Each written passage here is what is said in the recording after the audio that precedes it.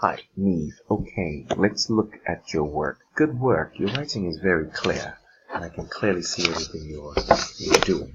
You clearly have a good understanding of this subject, and you probably are the only one who's actually laid it out in the fashion that it is asked for.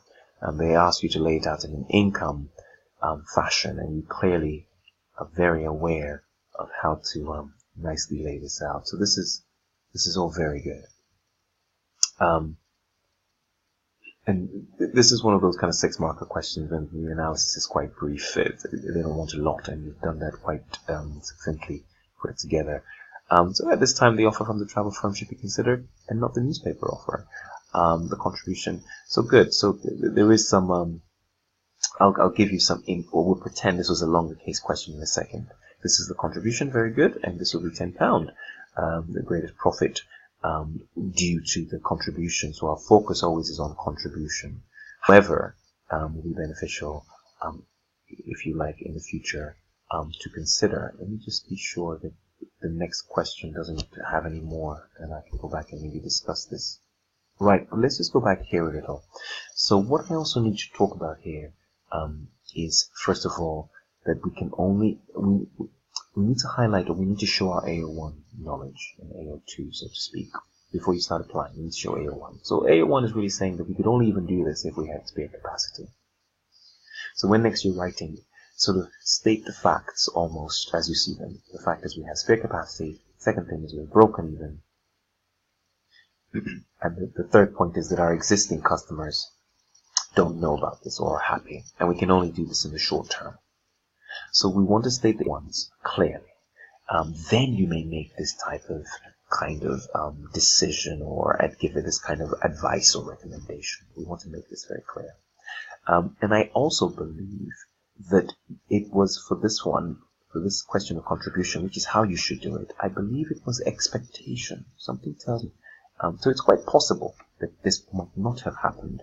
So in a longer case question, we want to sort of highlight the fact that what if you never actually got to sell all those seats? And then you could actually calculate the number of seats that would bring it down to similar contribution, if you like, it's £10, so it's pretty much 20 seats, right? So a loss of 20 seats would bring this down, if you like, to the same amount as you would for the newspaper competition. And so you might even have a different range of clients, different clientele. So you want to criticize it a little, but it's neither about whether one is good or bad. You actually want to sort of highlight the pros and cons of both, and then make a decision in the end. Okay, so I probably put this type of remark at the end of your argument, where you say at this time the offer, what you say should be considered, probably at the end. Okay, good. That's the first one. Let's go. You have 9 pages. Good. Well done. Let's do the next one. Good work again. You calculated correctly.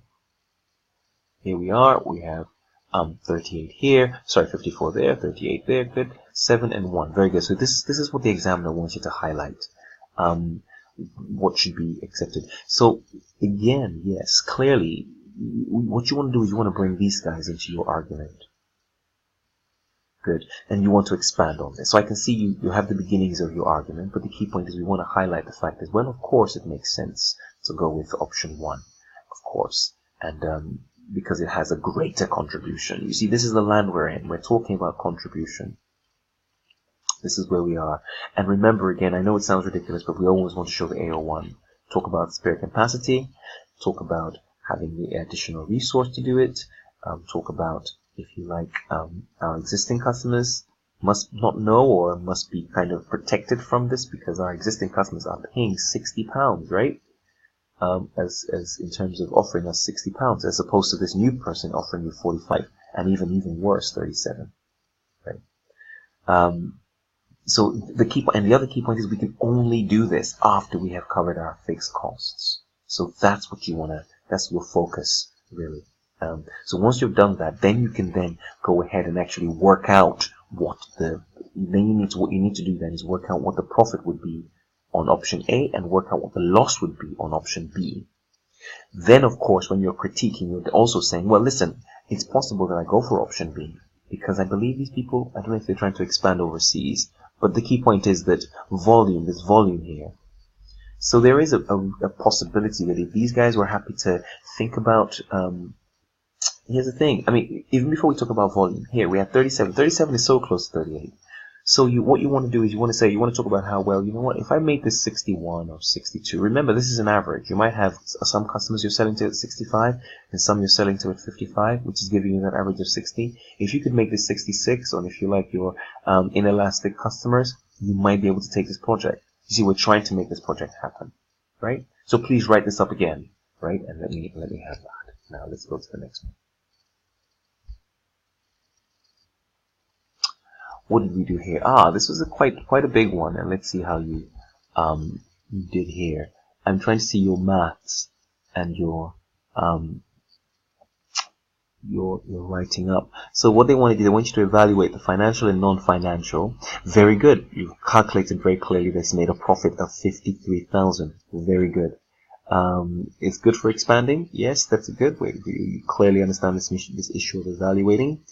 And it could lead to more orders. Good. Those are the pros. Yes, overworked staff. The price is lower than normal. If the money is good, yes, you see what's going on here. But this was the difficult thing. But what you need to show is you need to tell us, how did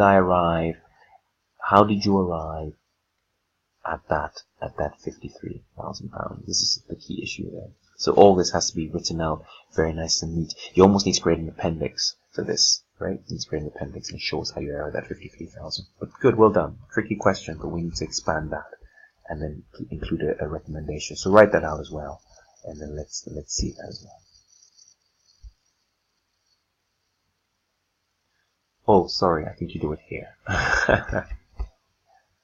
Okay, right, let's do this. Let's read through what you have. Good. Good. Yes. Again, just show the working for that. Show working. Good. Very good. Oh, excellent. Very good. Excellent. Excellent work.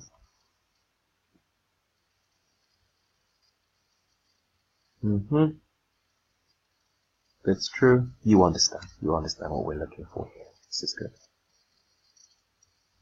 Very good. Whoops. Too far.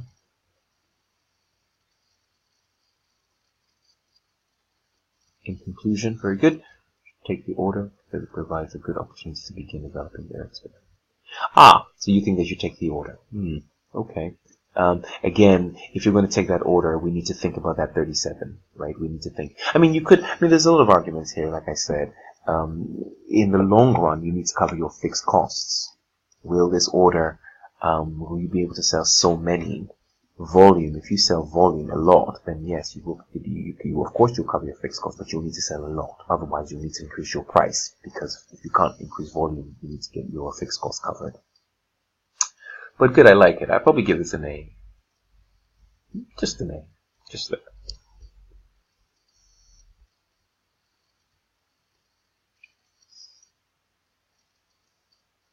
Right, so let's see what's happening here.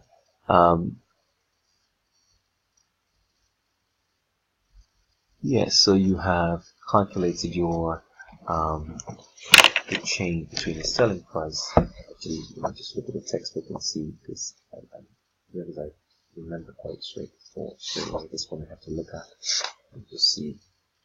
Yes, all very good. All very good. Good. Correct. Good work. Good work.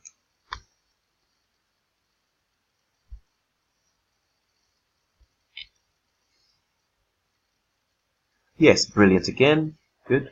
Calculating the contribution per unit. Very good. Good work.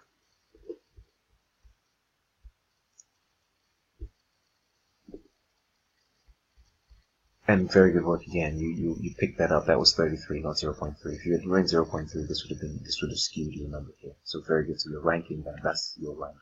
And that's always good to just write rank so you know who you're doing first. So number 1, number 2, and number 3. And then you go ahead and you make that happen. Good work. Good. Very good. You've understood. Yes, good. Very good. It does not allow for the people range. And there are issues here, right? What if this was a contract? What if there was a lot of demand for it, right? And what if you're potentially losing customers, right? You're losing customers. Why not? But making the people range. But good work. That's good.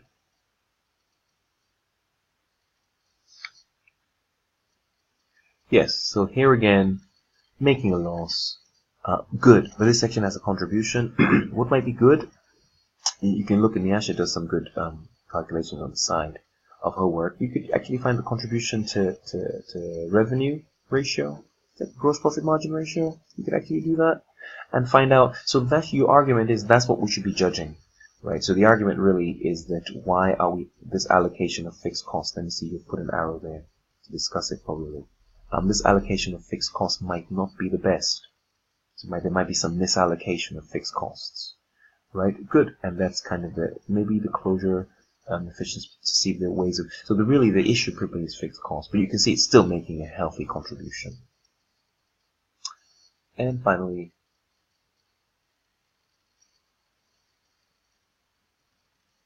right? Oh, this came from the beginning. Probably.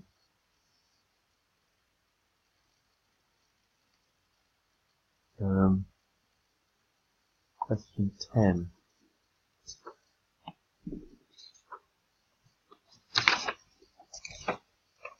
Oh, yes, right. Oh, question 10? So question 10 is C. Yes, that's correct. And you've actually finished the rest of that. Good, well done. Yes, and all that's correct. Good. Yes, that's all very well. All very well and good. Right, excellent, excellent. So very good, good work. I will see you later today, and we'll carry on with financial accounting. Cool, awesome, thank you.